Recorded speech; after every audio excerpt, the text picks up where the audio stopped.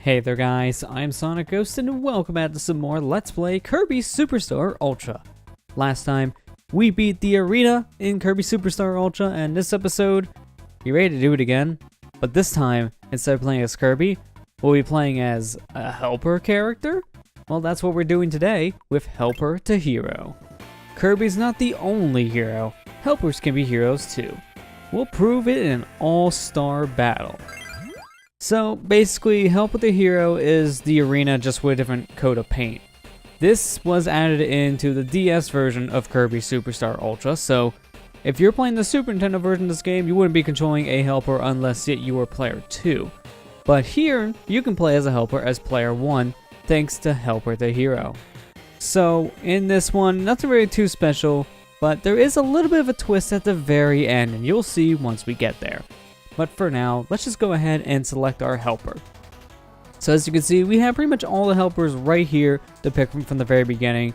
And I'm going to go ahead and pick Bonkers, simply because I prefer to use the hammer for this kind of mode. So we're going to go ahead and play as Bonkers. So starting off, we can look there at the bottom screen and we can see our first boss is Wispy Woods. So let's just go ahead and beat up a tree. So this is going to be pretty self-explanatory. We're already done an arena thing. Can't say that one enough. But we'll just be going ahead whacking things now with the helper. And normally, like I mentioned earlier as well, you can't play as the helpers at all in Kirby Superstar unless you're player 2. So when I got to play as the helper for the very first time in Kirby Superstar Ultra single player, like that was really cool. I really like this idea. And it makes me wish that we can play the entire game as a helper character like this. It'd be very fun. Sadly though, you can only really do that in this mode, so take advantage of it when you can here. But these bosses, with Hammer especially, they shouldn't really be too much of a problem, because Hammer is so powerful. So we already got done 3 fights. Now as you can see, you get 3 Minimatoes here to use, so if you need health, it's less health here than Arena, but it's still more than enough to get the job done. So just gotta be careful here with King Dedede, whack him with our hammer because it's better, and that's done. So next up is Dynablade. A little bit harder to hit with the hammer, but shouldn't be too big of a deal. Just gotta wait for this bird to fly on in. And let's go. Now every time I hear this song, I just keep on thinking of Kirby Air Ride, because you heard this song appear a lot in that game, especially if Dynablade appeared in City Trial. I love that game so much, it's really fun. At this point, it's kind of more of a cult classic in the Kirby series. When Kirby Air Ride first came out on the GameCube, it was kind of an underrated title, but nowadays, it's kind of the exact opposite, because I hear a lot of people talk about Air Ride nowadays and say how good of a game it is now. Too bad people didn't say that when it first came out on the GameCube, because that would have been nice to see. But sometimes that happens with games. Sometimes something will come out and people won't really like it, but then years later, people will say the exact opposite, where they really enjoy it and wish they got to play it when it first came out years ago. This happens all the time. I mean, the biggest example of that is Zelda and Pokemon. Both of those franchises are going through that over these past couple years. A new game comes out, and then people look back at the previous one and say, hey, that wasn't that bad. I like that one now. So it happens a lot. And it's sad to see that always happen, that delayed into a game's lifespan, but, you know, it's gonna happen. People have different tastes in games, and sometimes it takes them actually just playing through them again years later with a different perspective to realize, oh yeah, that's not that bad. But man, we got pretty close there to dying, so I'm glad we got to use one of our Minimatoes, so let's try not to use another one if we can avoid it. And this man, dude, stop jumping around so much. So I'll just go ahead and do a little hammer spin through there. That was gonna land on my head. I'm just trying to take things a little bit safe now, as you can see. Almost got grabbed, which would have sucked, but luckily, not the case. So as you can see, we use a Minimoto and now just turned to a normal tomato.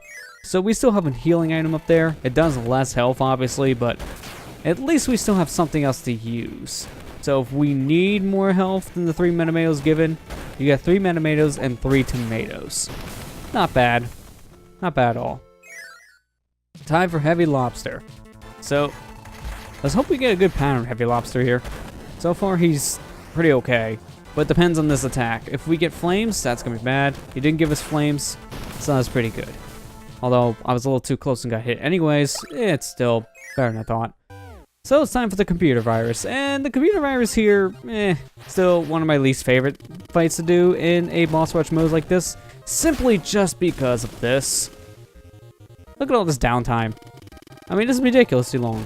So if I just constantly wail on these things and then just hold down the shield button, we'll get through it in no time. But if they do stupid stuff like this where they want to shield up, yeah, not gonna make things any easier.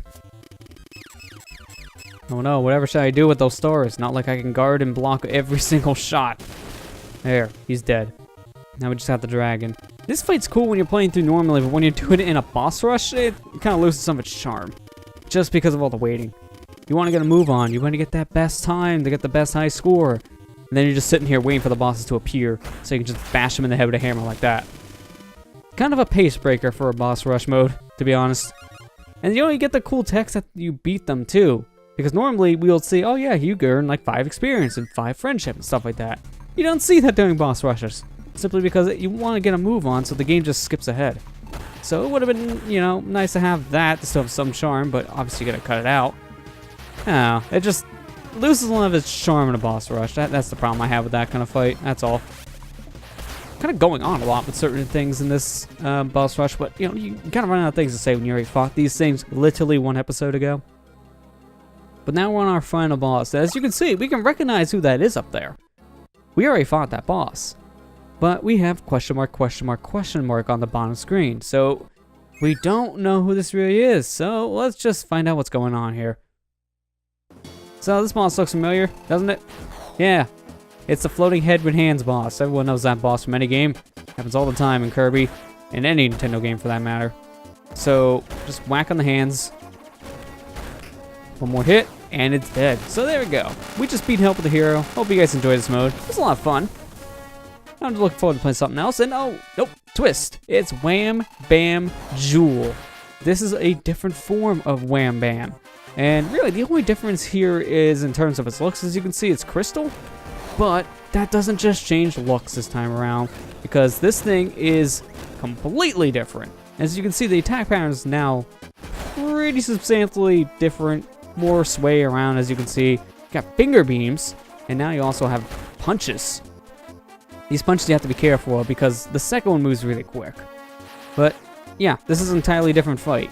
Even though it's basically the same thing as the Wham Bam fight, he has a different attack pattern. And he hits a lot harder because of it. But he's still Wham Bam in the end, so just wait for his hands to come out at the right time and just kind of read his movements. Just take some time with that boss fight if you need to. And at the end, he's still Wham Bam, so he's still pretty predictable. And that's it. That was Help with the Hero. And it was pretty short, wasn't it? Yeah. Yeah, it was. Enough said. Alright, let's go ahead and end this part, shall we? Next time on Let's Play Kirby Superstar Ultra, we're starting next mode here in the game, Revenge of the King. I'll see you guys next time.